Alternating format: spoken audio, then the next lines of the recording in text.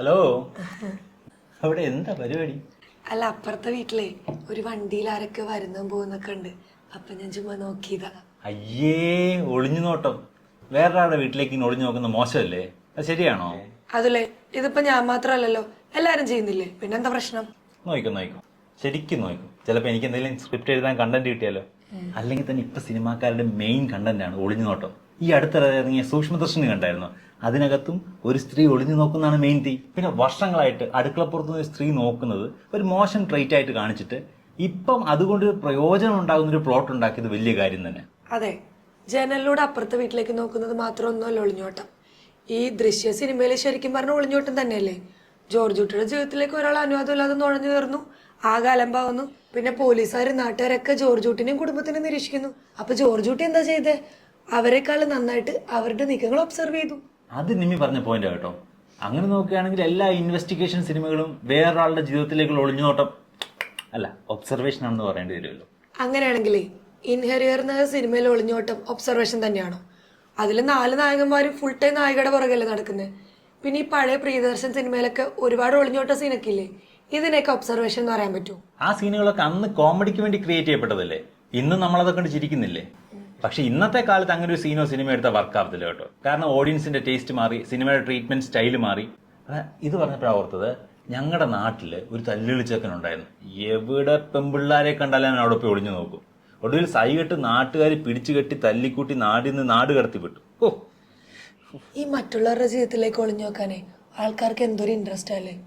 അപ്പുറത്തെ വീട്ടിൽ ആന്റി ഉണ്ട്, ഞാനങ്ങനെ ഒരു ദിവസം ലേറ്റ് ആയി കഴിഞ്ഞാൽ അപ്പം തുടങ്ങും, എന്താ ലേറ്റ് ആയേ, എവിടാ പോയേ, എപ്പോഴും ലേറ്റ് ആവുന്നൊക്കെ. ഓഹ്, ഇതൊക്കെ നമ്മുടെ പ്രൈവസിയിലേക്കുള്ള ഒരു ഒളിഞ്ഞോട്ടല്ലേ അല്ലേ? മറ്റുള്ളവര്, പ്രത്യേകിച്ച് പെണ്ണുങ്ങള് എങ്ങനെ ജീവിക്കണമെന്ന് സൊസൈറ്റി കുറച്ച് റൂൾസ് ഉണ്ടാക്കി വെച്ചിട്ടുണ്ട്. അതെങ്ങാനും ബ്രേക്ക് ചെയ്യുന്നുണ്ടോന്ന് അറിയാൻ ഇവരിടയ്ക്കിടയ്ക്ക് നമ്മുടെ ജീവിതത്തിലേക്ക് വെറുതെ അങ്ങ് ഒളിഞ്ഞു നോക്കും. ഈ ഗ്രേറ്റ് ഇന്ത്യൻ കിച്ചണിലും ഉയരയിലേക്ക് നായകന്മാര് സൊസൈറ്റിയുടെ ടോക്സിക് ഒളിഞ്ഞോട്ടത്തിന്റെ വിക്ടിംസ് ആണ് അല്ലേ അതുലേ? അതെ അതെ അതെ, അതേ പറഞ്ഞിട്ടാ. നമ്മുടെ കുമ്പളങ്ങിനെ സിനിമയിലെ ഷമ്മിയുടെ ഒളിഞ്ഞുനോട്ടമുണ്ടല്ലോ, അത് വേറൊരു ടോക്സിക് സാധനമാണ്. ശരിക്കും ആ സീൻ കഴിഞ്ഞിട്ടാണല്ലോ ഈ സിനിമയുടെ റൂട്ട് തന്നെ മാറിപ്പോകുന്നത്. വരട്ടൻ സിനിമയിലും ഇതേ സെയിം ടോക്സിസിറ്റി തന്നെയല്ലേ. പിന്നെ അയൽക്കാരി ആന്റിയെ നാട്ടുകാരുടെ ഒളിഞ്ഞോട്ടം ഒന്നും അല്ല നമ്മൾ ഇനി കൂടുതൽ പേടിക്കേണ്ടത്. പിന്നെ ദേ ഇവനാണ്. നമ്മൾ പറയുന്നത് മൊത്തം ഒളിച്ചു കേൾക്കല ഇവന്റെ പണി. ഒരു തരത്തിൽ നിന്നൊക്കെ ഡിജിറ്റൽ ഒളിഞ്ഞുനോട്ടം. ഇവൻ കയ്യിലുള്ളിടത്തോളം കാലം പ്രൈവസിയെ പറ്റി ഒന്നും ആശങ്കപ്പെട്ടിട്ട് ഒരു കാര്യമില്ല. സിനിമ തന്നെ മാറിപ്പോയില്ലേ. ടെക്നോ ത്രില്ലർ എന്നൊരു ജോണർ തന്നെ വന്നു. മലയാളത്തിൽ കുറവാ, ഇംഗ്ലീഷിലും ഹിന്ദിയിലൊക്കെ കൂടുതൽ. നമുക്കിവിടെ ആകെ പറയുക ഒരു ചതുർമുഖവും സിയൂസും ഒക്കെ ഉള്ളൂ. ആരൊക്കെ മാറിയാലും എന്തൊക്കെ മാറിയാലും ഈ ഒളിഞ്ഞോട്ടം മാറൂല അല്ലേ. അതിങ്ങനെ പല പല രൂപത്തിൽ വന്നുകൊണ്ടേയിരിക്കും. അത് ജീവിതത്തിലായാലും സിനിമയിലായാലും. അതിപ്പം അയൽക്കാരായാലും സോഷ്യൽ മീഡിയ ആയാലും ഇതൊക്കെ തന്നെ അവസ്ഥ. എന്തായാലും തൊട്ട അയൽപക്കത്തുള്ള കാര്യങ്ങൾ, മറ്റുള്ളവരുടെ ജീവിതത്തിലെ കാര്യങ്ങൾ കാണാനും കേൾക്കാനും നമുക്കൊരു പ്രത്യേക ക്യൂരിയോസിറ്റി തന്നെ ഉണ്ട് അല്ലേ. ഈ ഒരൊറ്റ കാര്യം കൊണ്ട് ആ ബിഗ് ബോസ് പോലുള്ള ഷോസ്, അതുപോലെ ചില യൂട്യൂബേഴ്സിന്റെ ഡെയിലി ലൈഫ് വ്ലോഗ്സ് ഒക്കെ വിജയിക്കുന്നത്. അയ്യോ, സമയം വൈകി, ഞാൻ റെഡി ആവട്ടെ.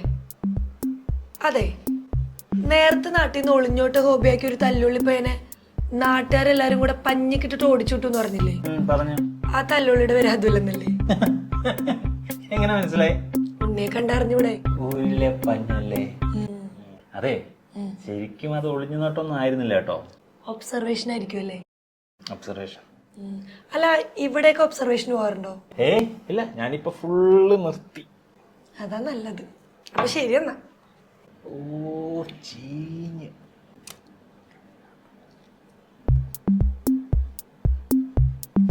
എന്നാലും ആരായിരിക്കും അപ്പുറത്ത് വന്നത്?